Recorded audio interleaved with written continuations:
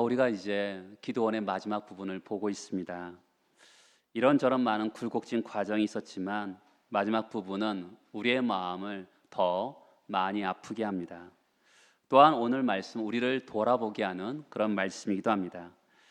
기도원이 전쟁에서 이기자 이스라엘 사람들이 기도원에게 우리를 다스려 달라고 요청을 하는 대목을 우리 지난주에 봤죠. 기도원에게 다스린 자가 되어달라고 요구할 때 두 가지 관점에서 볼 수 있습니다.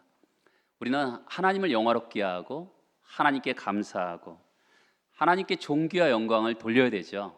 이 승리가 하나님께 있었는데 22절에 보면 기드온이 당신이 우리에게서 미디안 손에서 구원하셨으니 이러면서 기드온을 높이고 있습니다. 기드온을 왕 삼고 싶어하는 이스라엘 백성들의 모습을 볼 수가 있는 거죠. 또 하나는 눈에 보이지 않는 하나님보다 눈에 보이는 사람을 의지하려고 하는 그런 경향을 보여주고 있습니다. 왜요? 안정된 삶을 위해서 그렇습니다. 성경에 보면 사람이 떡으로만 살 것이 아니요 하나님의 입에서 나오는 모든 말씀으로 살 것이라고 했습니다. 이 떡이라는 것을 이렇게도 볼 수가 있는 거죠. 안정된 삶. 그렇죠? 우리는 사실은 하나님 말씀보다는 안정된 삶을 더 좋아하는 경향이 있습니다. 근데 하나님은 우리에게 안정된 삶보다 더 하나님의 말씀을 의지하면서 사는 백성이 되기를 원하는 것이죠. 쉽지 않습니다. 저는 하나님 말씀대로 사는 정말 애쓰는 어떤 형제를 아는데 그분은 어떻게 보면 강에 떠 있는 인력 편주처럼 나뭇잎처럼 살아갑니다. 얼마나 불안해요. 그렇죠? 하나님이 오늘 말씀하신 대로 그날 살아간다는 게 어떻게 보면 굉장히 안정적인 것 같은데 어떻게 보면 잡히는 거 하나 없이 말씀을 의지하며 산다는 게 쉬운 게 아닙니다. 우리는 대부분 어떻습니까? 안정된 삶을 추구하는 경향이 있습니다. 지금 이스라엘 백성들은 눈에 보이는 기드온을 의지합니다. 300명을 가지고 13만 5천 명을 물리친 위대한 영웅을 의지하고 있습니다. 여러분이나 저도 늘 사람에게 영광 돌리기를 좋아하고요. 자기 자랑하기를 좋아하는 경향성이 있습니다. 거기다가 사람을 믿으려고 합니다. 이 땅에 사는 동안 영광을 돌릴 분은 하나님 한 분밖에 없습니다. 사람 중에 믿을 사람 하나도 없습니다. 부모를 믿을 수가 있습니까? 자식들을 믿을 수가 있습니까? 부모는 공경의 대상이고 자식은 사랑의 대상이지 믿을 대상이 아닙니다. 인생은 믿을 대상이 아니에요.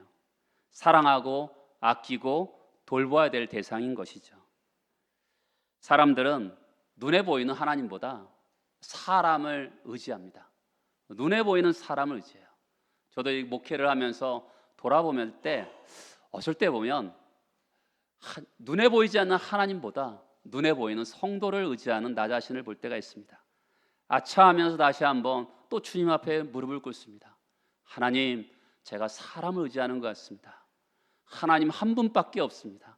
제가 의지할 일 하나님 한 분밖에 없습니다라고 고백하면서 그렇게 수시로 또 다시 한번 정신을 차리고 하나님 앞에 나아가는 저의 모습을 볼 때가 있습니다.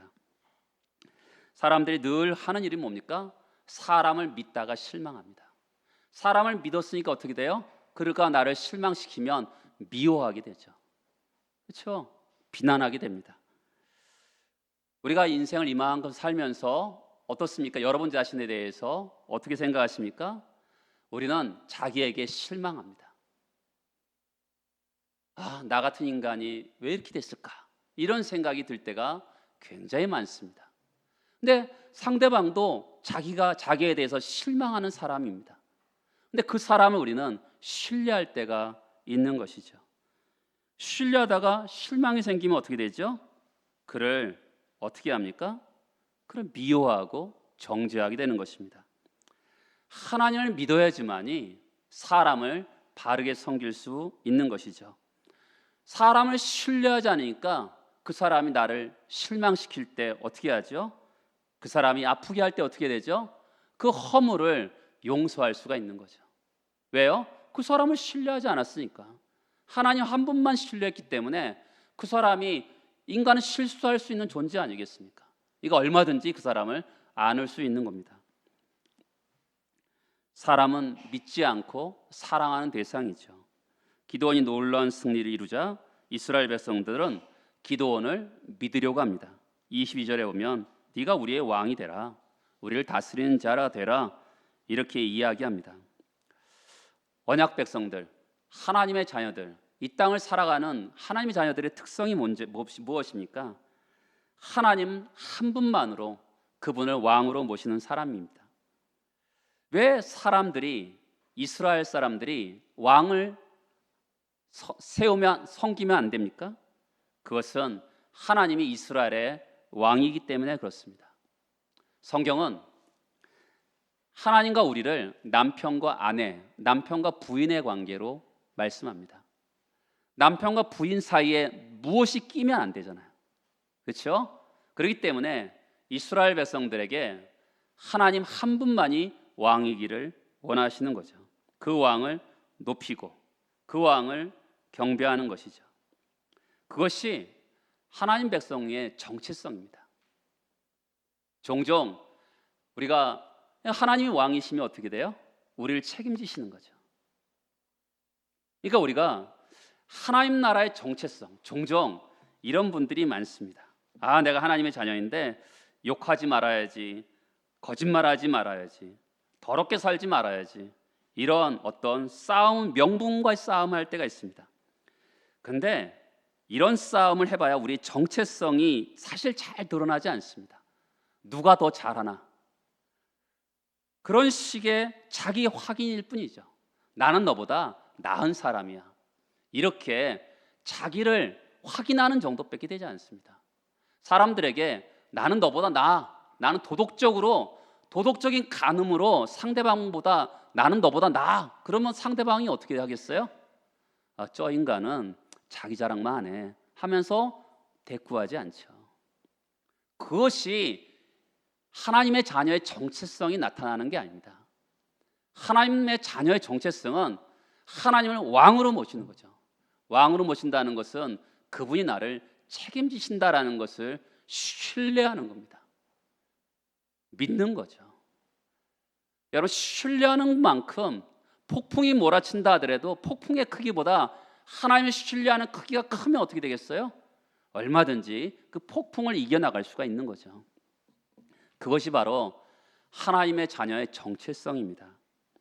이스라엘 백성들의 출애굽 사건을 다양한 각도로 해석할 수가 있습니다. 그 중에 한 가지 해석은 사람을 누구도 왕으로 삼지 않는다는 것입니다. 가나안 땅에 들어가는데 가나안 땅은 경상남북도 크기입니다. 아주 조그만 땅입니다. 그런데 여호수아가 그 땅을 점령한 다음에 죽인 왕의 숫자를 세보니까 31명의 왕이었습니다. 그 가나안 땅은 왕 삼기를 좋아하는 땅입니다. 이 땅도 마찬가지죠. 사람을 왕으로 삼기를 좋아하는 땅입니다. 그런데 그런 땅에 하나님 한 분만이 통치하신다, 그것을 증거하는 것이 하나님의 자녀의 특성인 것이죠. 그 중에 하나님의 자녀는 하나님이 통치하신다는 중요한 표시가 뭐냐면 안식일이라는 것입니다. 요즘에도 우리가 주일을 안식일로 지키잖아요. 근데 주일날 일하는 사람들이 생각보다 굉장히 많습니다. 느헤미야서에 보면 안식일을 철저하게 지키는 그런 모습을 보게 됩니다. 왜 안식일이 하나님 자녀의 정체성일까요? 그것은 무엇이냐면 바로 하나님은 나를 책임지신다는 거예요. 그냥 밖에 나가서 하루에 20만 원 벌어봐요. 근데 그날 안 나가면 20만 원을 벌지 못합니다. 그렇죠? 그럼 누가 안 벌겠어요? 그런데 그것을 벌지 않고 안식일을 지킨다 할 때 하나님 나를 다스리시고 통치하신다는 고백이 없으면 절대로 할 수가 없는 거예요. 그러니까 안식이라는 것은 하나님이 나를 다스리시고 통치하신다는 굉장한 증거의 표시이기도 합니다. 하나님이 원하시는 게 뭘까요? 그것은 바로 하나님의 자녀로 정체성을 가지고 사는 것입니다. 사람이 떡으로만 사는 것이 아니라 안정된 삶을 추구하는 것이 아니라 말씀이 나를 주장하게 하는 것이, 그것이 기독교인의 삶이고 하나님의 자녀의 삶이라고 성경은 말씀하고 있는 것이죠.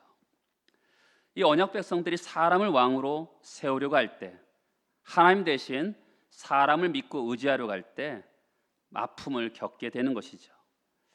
하나님의 백성은 하나님을 섬기고 하나님을 영화롭게 하는 것입니다. 여러분, 사람을 기대하면 그 사람을 정죄하고 비난하게 됩니다. 우리가 자꾸만 사람을 신뢰할 때가 있어요. 그러면 결과는요, 결국 그 사람의 실망해서 결국 비난하고 정죄하게 되는 것입니다. 하나님을 바르게 신뢰하고 믿을 때 사람들을 얼마든지 그 허물을 안을 수가 있어요. 왜 그렇습니까? 인간은요, 포이에마, 하나님의 지으신 존재입니다. 하나님의 걸작품인 거예요. 그 사람을 하나님의 걸작품으로 볼 수 있을 때, 하나님을 신뢰하면 그 사람은 하나님의 걸작품이잖아요. 그리고 예수께서 그 사람을 위해서 죽으신 존재입니다. 그 사람을 사랑하고 그 사람의 허물을 감쌀 수 있는 거죠. 항상 기독교는 사람을 보고 하나님 보는 것이 아니라 하나님을 보고 사람을 보는 겁니다. 그 하나님이 형상된 그 사람을 통해서, 야, 하나님의 걸작품이구나 하면서 그 사람의 허물을, 그 사람의 죄를 감싸 안을 수 있게 되는 것이죠. 세상은요, 한두 가지를 잘하면 남다른 것처럼 생각합니다. 공부를 잘하고 좋은 대학 가면 이 사람은 뭐든지 잘할 수 있는 사람이라고 생각합니다. 공부를 잘하는 아이지 모든 것을 잘할 수 있는 건 아니거든요. 근데 반면에 좀 못하는 사람을 보면 아무렇게나 대합니다. 부족하고 모자라는 사람을 만나면 천대합니다. 이런 세상입니다.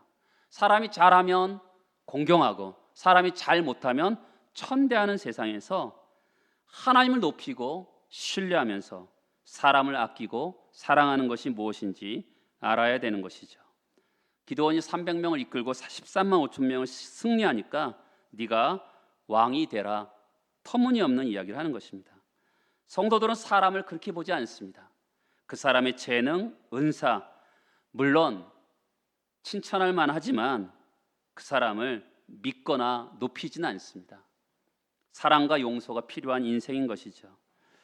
아무리 모자라도 실패한 인생을 사는 사람 같아도 그 사람은 천하보다 귀한 영혼입니다.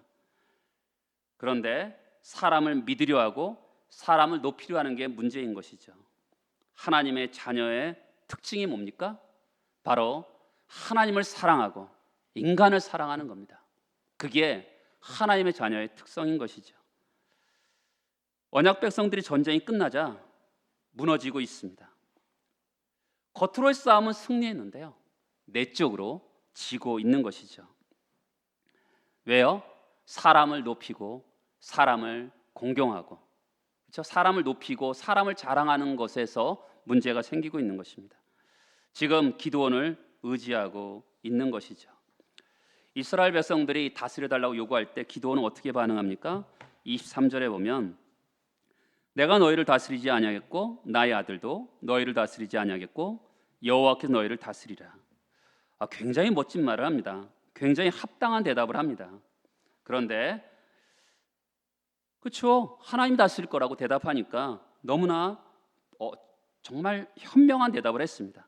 그런데 이 대답에 진정성이 있는 것일까? 질문을 하게 됩니다. 지도자의 덕목 중에 한 가지 뭐냐면 진정성이거든요. 말과 행동이 일치할 때 그 지도자의 진정성이 나타나는 거 아니겠습니까? 그런데 이 진정성을 의심할 수밖에 없는 기드온의 행동이 나옵니다. 24절에 보면 이렇습니다. 기드온이 또 그들에게 이르되 내가 너에게 요청할 일이 있으니 너희는 각기 탈취한 귀고리를 내게 줄지니라. 이는 그들이 이스마엘 사람이므로 금 귀고리가 있었습니다. 무리가 대답하되 우리가 즐거이 드리리이다 하고 겉옷을 펴고 각기 탈취한 귀고리를 그 가운데 던지니 기드온이 요청한 금 귀고리의 무게가 금 1700세겔이요. 미디안 군대가 삽시간의 죽음을 통해서 10만 명이 도망갔어요. 죽거나 도망갔는데 결국 그들이 가지고 있는 물건을 다 두고 갔습니다. 이스라엘 백성들은 미디안에게 7년 동안 너무나 어려움을 당했습니다. 다 빼앗겼어요. 자기 집에도 머물 수도 없고, 그 다음에 정말 밀타작을 포도주 틀에 살 만큼 처참한 인생을 살았습니다. 그런데 하나님께서 이들에게 한꺼번에 그동안 잃었던 것을 다 찾게 하시는 거죠.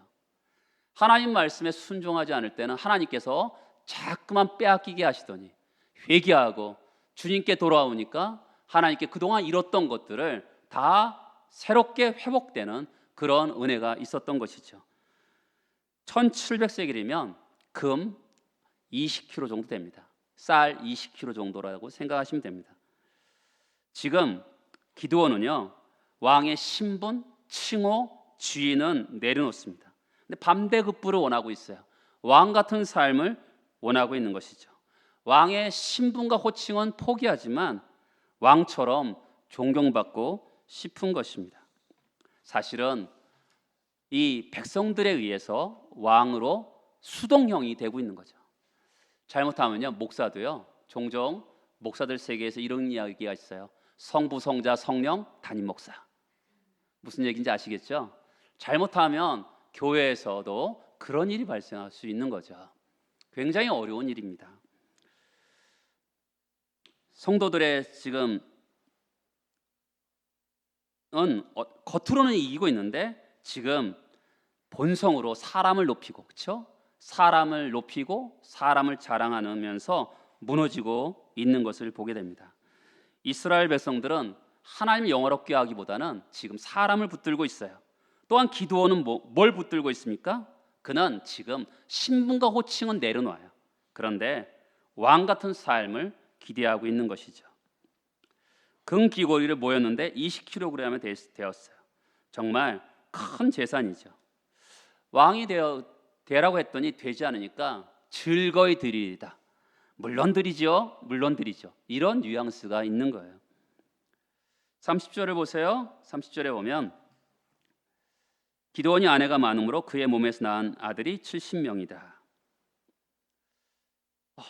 우리 중고등학교 다닐 남자애들이 했던 옛날 이야기가 있습니다. 나는 결혼하면 농구팀을 만들 거야. 나는 결혼하면 축구팀을 만들 거야. 이게 남자애들의 옛날의 농담이었습니다. 근데 이 사람은, 기드온은 축구팀을 몇 팀을 만듭니까? 6팀을 만듭니다. 70명이었으니까. 그런데 자 보세요. 우리 한국 사회는 어떻죠? 부인은 한 명이고 첩이 여러 명이라고 생각하잖아요. 근데 오늘 말씀은 부인이 여러 명입니다. 그리고 첩은 31절에 보면 단수입니다. 한 명입니다. 다르죠? 부인과 첩은 어떤 것으로 기준을 할 수는 알 수 있자면, 부인은 결혼 지참감을 가지고 온 사람입니다. 그리고 정식으로 결혼한 사람이에요. 첩은 결혼식을 하지 않은 사람이 첩입니다. 이거 우리랑 좀 약간 다르기 때문에 제가 그 당시의 문화를 가지고 설명을 하는데요. 언제부터 이렇게 많은 부인을 얻었을까요? 아마도 전쟁 영웅이잖아요. 장인 어른 되신 분들이 딸을 결혼 지참금을 주면서 자 이렇게 하면서 여러 사람들을 데리고 온 거죠. 왕이란 호칭은 포기했지만 왕같이 사는 거예요. 이 가나안의 문화를 그대로 이 기드온이 흡수하고 있는 모습을 보게 됩니다. 그런데 첩이 어디 살아요? 세겜에 삽니다. 기드온은 어디 살아요? 27절에 보면 오브라에 삽니다. 오브라와 세겜은 굉장히 거리가 먼 지역인데 이 본점과 분점에서 바쁘게 왔다 갔다 하는 모습을 보게 됩니다. 첩의 아들의 이름이 뭡니까? 아비멜렉입니다. 아비멜렉의 뜻은 나의 아버지는 왕이다라는 뜻을 가지고 있습니다. 아들이 태어나서 아버지, 저의 이름은 아비멜렉, 나의 아버지는 왕입니다. 이렇게 이름을 지어주세요 하는 아들이 있습니까? 아버지나 주변 사람들이 지어주는 거죠.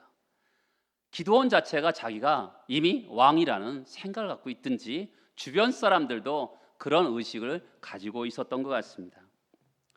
지금은 왕은 안 되겠다고 얘기해요.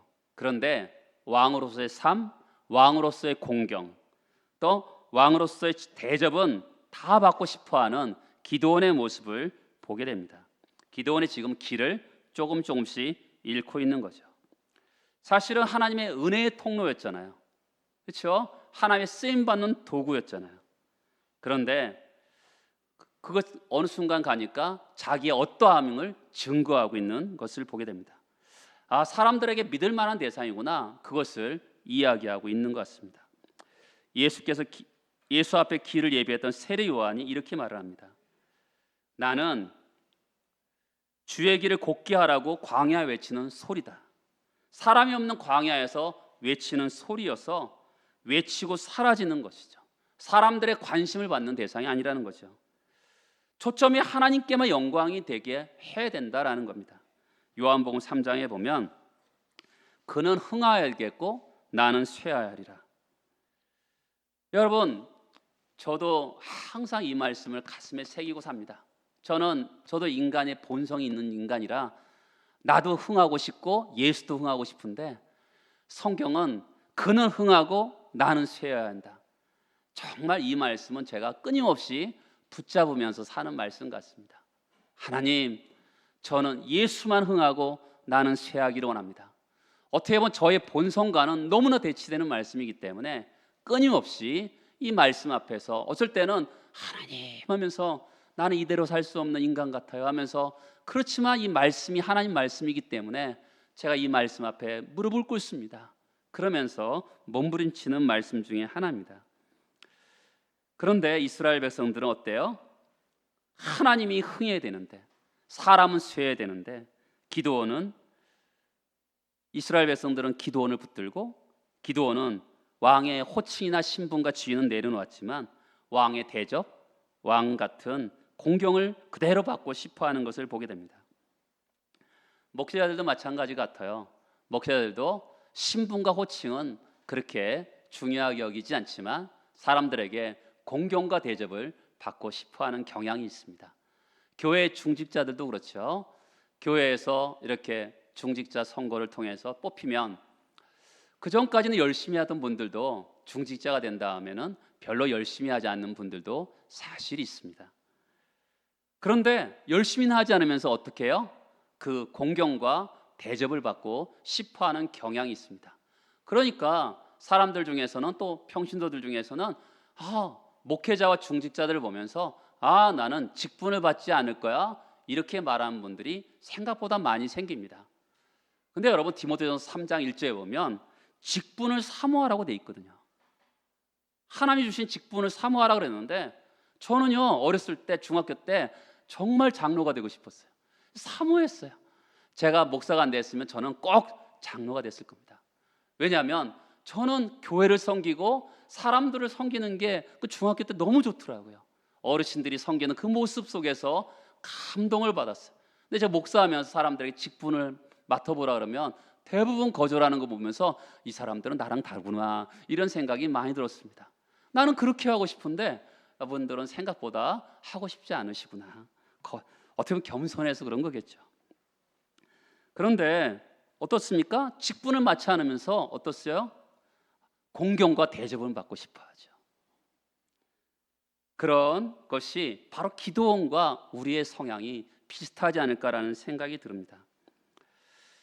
지금 바깥으로는 다 이겼어요. 300명이 13만 5천 명을 이겼지만, 그러나 또 다른 싸움 중에 한 가지, 그는 흥하고 나는 쇠해야 한다는, 하나님만 높이고 나는 높이지 않는 그런 싸움을 싸워야 되는데, 하나님께 영광과 존귀를 돌리지 않고 사람에게 영광과 존귀를 돌리고 있고, 그 다음에 자기는 겉으로는 왕이 아니라 하지만 대접과 공경을 받고 있는 그런 모습을 보게 됩니다. 사랑하는 여러분, 여러분의 신앙의 현주소는 어떻습니까? 하나님을 신뢰하고 하나님 영광을 위해 살아가십니까? 아니면 사람을 신뢰하고 사람을 붙들고 저 사람은 다를까? 이렇게 하면서 신앙생활하고 계십니까? 기드온의 영적 상태를 잘 보여주는 그림이 또 하나 있습니다. 그러므로 뭐합니까?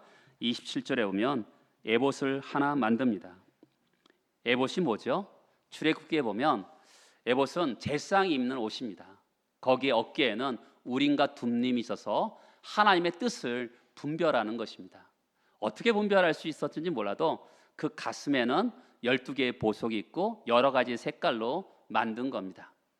그러니까 그것을 가지고 어떻게 하나님의 뜻을 알 수 있는지 잘 모르겠지만 하나님께 여쭤봤을 때 예스하면 보석이 어떤 보석이 번쩍번쩍했는지 아니면 노면 아무 반응이 없었는지 알 수는 없지만 이 에봇이라는 것은 제사장이 입는 옷으로서 하나님의 뜻을 분별하는 것이었습니다. 그런데 지금 뭐로 만들어져? 금으로 만든 거죠. 그러니까 가짜 에봇입니다. 진짜 에봇은 아니죠. 이렇게 생각해 볼 수도 있죠. 우리가 생각해 보면 금으로 하나님의 뜻을 묻는 에봇을 만들었으니까 참 괜찮은 사람이다. 긍정적으로 기드온을 볼 수도 이 사실이 있습니다. 그렇잖아요. 금 20kg면 대골 같은 집을 지을 수도 있고 벤츠를 타고 정말 수영장, 뭐 화장실 몇 개씩 있는 그런 방방마다 만들어 놓은 그런 대골 같은 집을 지을 수도 있지 않겠습니까? 그런데 전쟁을 다 마친 다음에 하나님의 뜻을 알고자 하나님의 도움을 얻고자 에봇을 만들었다. 이렇게 해석할 수도 사실 있습니다. 그런데 27절에 보면 사람들이 그 에봇으로 음란하게 섬겼다라고 얘기하고 있습니다. 그리고 올무가 되었다라는 것이죠. 근데 왜 기드온이 이 에봇을 자기의 오브라에 뒀어요? 자기 집에 뒀거든요. 원래 성막은 어디 있었냐면 실로에 있었어요. 근데 실로가 하나님의 성막의 이스라엘의 중심지가 돼야 되는데 어디가 중심지가 되는 거죠? 기드온의 오브라가 사람들의 중심지가 되고 말았습니다. 왜? 음란하게 섬겼어요. 우상으로 섬긴 거죠. 기드온은 새로운 변신을 한 거예요. 정치인이고 군인인데 제사장으로서의 역할을 하고 싶었던 것 같습니다. 그는 하나님 말씀을 듣고 싶었던 것 같아요. 기드온이 싸우기 전에 어떻게 합니까? 제사를 드리죠. 그리고 전쟁을 준비하면서 하나님의 음성을 많이 듣습니다. 그리고 용기도 생기고 또한 지혜를 얻습니다. 그러니까 지금 전쟁이 끝난 다음에 아마도 하나님의 영감이 많이 떠났다라는 것을 느꼈던 것 같습니다. 그래서 하나님의 음성을 듣고자 에봇을 만들지 않았나 이런 생각이 듭니다. 그런데 여러분, 진짜 에봇은 제사장이 입어야 되는 옷입니다. 그리고 제사장이 믿음을 가지고 나아갈 때 하나님께서 그 에봇에 사인을 줬던 것이죠. 근데 이 기드온의 에봇은 입는 에봇이 아니라 가짜 그냥 두는 에봇입니다. 에봇은 무엇을 위한 에봇일까요? 기드온은 에봇을 만들지 않아도 사실은 얼마든지 하나님의 음성을 들을 수 있었죠. 구약 성경에 모세오경이 있었잖아요. 그렇죠? 그 모세오경을 통해서 하나님의 음성을 들을 수 있었습니다. 근데 여러분, 말씀 우리도 읽어보지만 딱딱할 때가 굉장히 많잖아요. 그런데 하나님의 음성이 갑자기 들리면 어떻게 해요? 굉장히 따뜻하고 부드럽고 직접적이고 살아있는 음성을 들을 수 있을 것 같잖아요. 그 사람들은 그것을 추구하고 싶는 거죠. 하나님의 일을 할 때 가장 두려운 게 뭐죠? 하나님의 영감과 능력이 사라지는 거거든요. 청교도 목사 중에 이런 글이 있습니다. 그분이 성령의 능력을 경험하니까 말씀을 전하니까 하루에 수백 명씩 회개가 일어나고 병자에게 손을 얹은 즉 낫게 되었습니다. 근데 어느 날 성령이 떠나니까 그가 병자를 낫지도 못하게 하고 설교도 시시해지고 평범한 목사가 되었습니다. 가수들도 보세요. 여러분, 가수들이야 신바람 나게 노래를 해야지 사람들이 좋아하잖아요.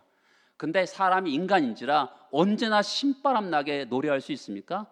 절대로 할 수 없습니다. 인간은 그렇게 할 수가 없어요. 이거 뭐 하겠습니까? 옛날에 가수들이 주로 뭐에 손을 대죠? 마약에 손을 대죠. 그렇죠? 소설가들은 어떻습니까? 밤새도록 담배를 피면서 소설의 영감을 얻으려고 합니다. 밤새도록 술을 마시면서 소설의 영감을 얻으려고 해요. 기드온도 자신에게 임했던 하나님의 영감이 떠나는 것을 두려워한 것이죠. 이것을 통해 알 수 있는 것이 무엇입니까? 기드온은 하나님의 손에 붙들려 살았을 때가 너무나 좋았던 것 같아요. 양털에 하나님의 이슬을 내려달라 했더니 그렇게 기도 응답이 되고, 적진에 갔더니 적군이 꿈 이야기를 하고, 하나님의 지시대로 전쟁에 나갔더니 엄청나게 이겼어요. 그래서 성경적인 방법이 아니라도 하나님의 영감을 얻기를 원했던 거죠. 하나님의 영감, 성령의 영감을 얻기 위해서는 말씀으로 돌아갔어야 되는데 그는 사실은 자기의 방법으로 에봇을 만들기 시작합니다. 제사의식에서 에봇만 떼어서 주는 거죠. 영적인 부분이 철저하게 하나님 말씀대로 살지 않으면 문제가 생기는 거거든요. 그 결과는 대실패였습니다. 음란하게 위에서 올무가 되었어요. 음란하게 위했다는 것은 우상숭이 됐다는 것이거든요. 사람들이 어떻게 했을까요? 사람들이 하나님 대신 에봇을 섬기는 거예요. 눈에 보이는 에봇. 이거 가서 어떻게 했어요? 절을 하고 가서 제사를 지내고 그 주변을 뺑뺑뺑뺑 돌면서 하나님을 대신하는 것이 된 거죠. 우상이 된 거죠. 이게 왜 문제가 되죠? 그것은 기독교의 생명력을 잃어버리게 하는 겁니다. 신앙의 생명은 어디에 있죠? 성령의 감동에 있습니다. 신앙의 생명은 어디에 있습니까? 말씀으로 찾아오시는 하나님의 말씀에 있는 거거든요. 그 신앙의 생명은 하나님이 나에게 말씀하시면 그 말씀에 반응하는 거거든요. 어떤 말씀하셔도 제가 아멘 하겠습니다. 자세로 듣는 것이 신앙의 생명력입니다. 성령의 감동과 생명의 말씀으로 하나님의 때와 하나님의 방법으로 찾아오시는 그 하나님을 믿음으로 인정하는 것이 신앙의 핵심이 있거든요. 신앙을 에봇으로 변질시키는 거죠. 그렇죠? 하나님의 임재와 하나님의 뜻을 분별하는 사귐과 교통이 그렇게 하고 싶었던 기드온이었어요. 그래서 아마 에봇을 만들었을 겁니다. 그런데 그 에봇이 인간의 부패한 본성으로 어떻게 됐습니까? 우상이 된 거죠. 하나님께 집중하지 않고 어떻게 되죠? 에봇에 집중하게 되는 것이죠. 올무가 된 것입니다. 교회 역사에도 이런 이유가 있죠. 이스라엘 백성들이 광야에서 하나님께 죄를 지니까 불뱀을 보냈죠. 그 불뱀을 해결할 때 하나님께서 모세에게 놋뱀을 만들라 그럽니다. 그 놋뱀을 보면 살리라.